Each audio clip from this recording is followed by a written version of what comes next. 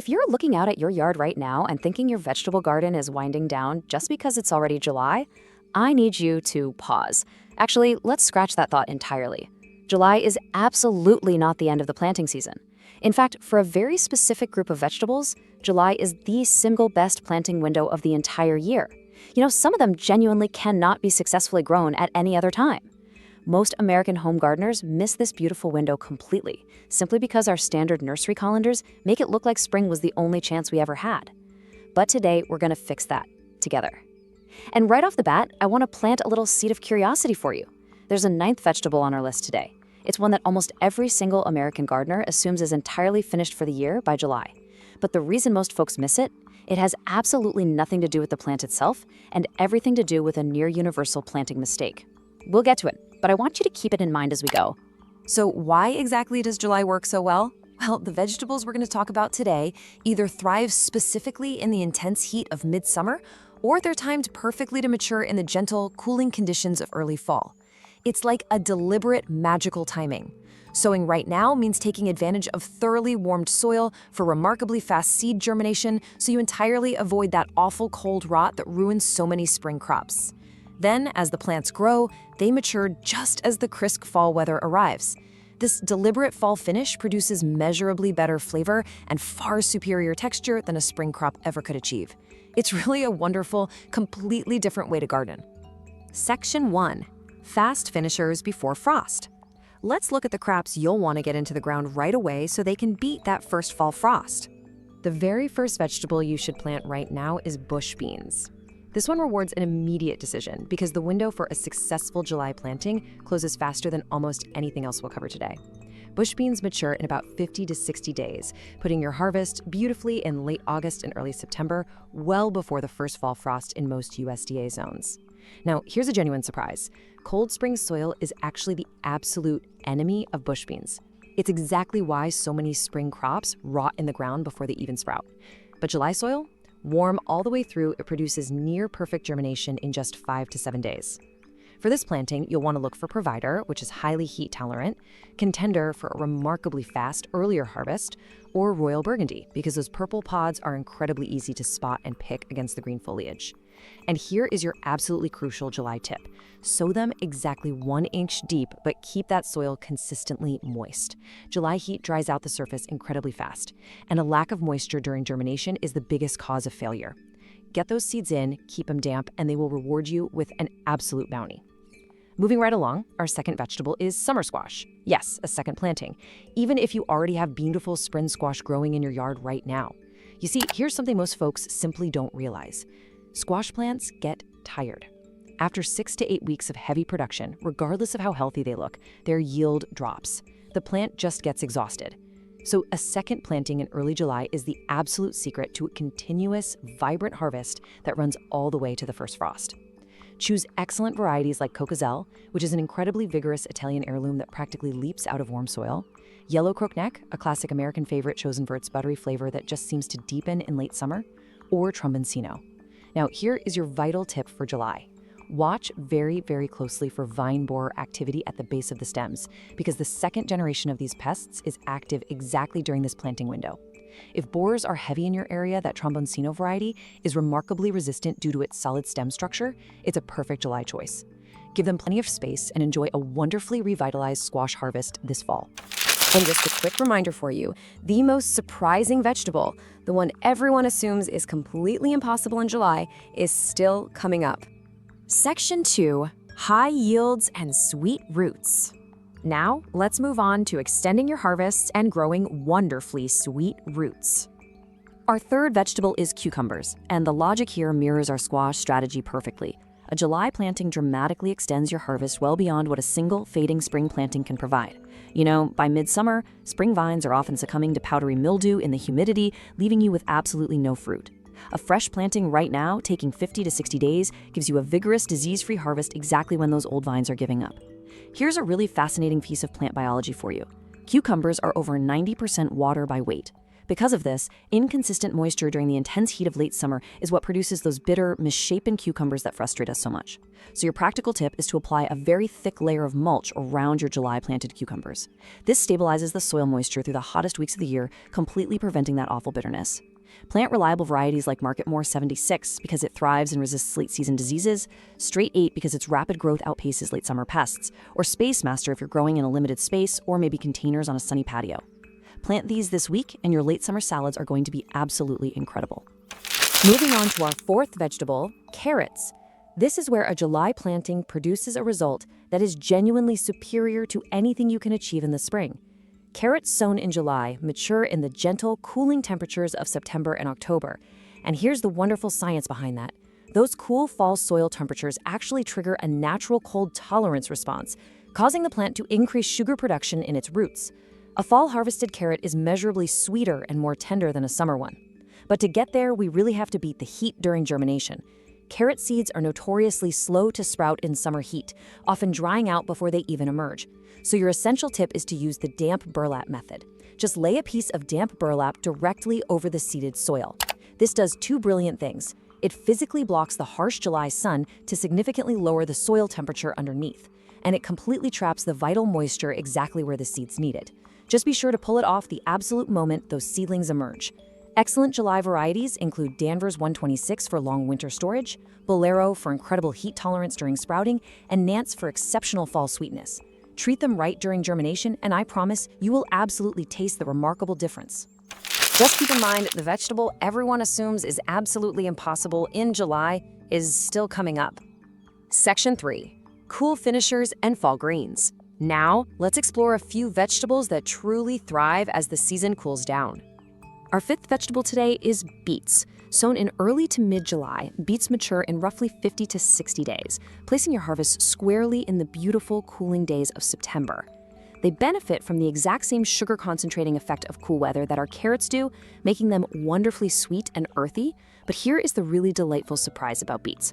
While you're waiting for those root bulbs to swell underground, the greens above are entirely edible and absolutely delicious. When you thin your seedlings to give them some space, please do not throw them away. Those thinnings make absolutely perfect baby greens. Picture tossing those tender, vibrant, ruby-stemmed leaves into a late summer salad with a light vinaigrette. You are truly getting two wonderful harvests from a single planting. For this midsummer sowing, choose Detroit Dark Red for utter reliability in warm soil, the beautiful pink and white striped Kyoja, or Touchstone Gold, which gives you that sweet flavor but won't bleed pink juice all over your kitchen cutting board. The key tip right here is consistent moisture. If beets get drought-stressed in the August heat, they develop a really woody, tough texture. Keep them well-watered and they're going to flourish for you. The sixth vegetable is kale. Honestly, doing a July sowing of kale is one of the single smartest moves a vegetable gardener can make for their entire fall and winter season. Kale establishes beautifully in the remaining heat of summer, building a really strong root system, but it truly comes into its own exactly as the cool weather arrives. In fact, here's the amazing science behind it. Kale's flavor genuinely improves after it is exposed to a light frost. The cold triggers the plant to convert its starches into sugars as a natural antifreeze response. This produces leaves that are noticeably sweeter and far more tender than anything grown in the summer heat.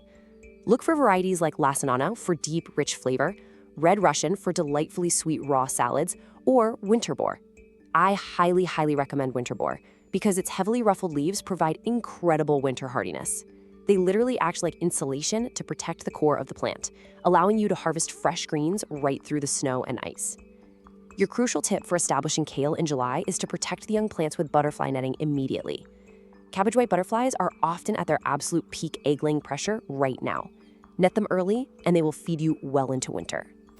And yes, the impossible ninth vegetable is getting very close now. Section 4. Cold-loving fall brassicas. Let's take a look at crops that genuinely prefer to mature as the year cools down. Our seventh vegetable is broccoli, specifically grown as a fall crop.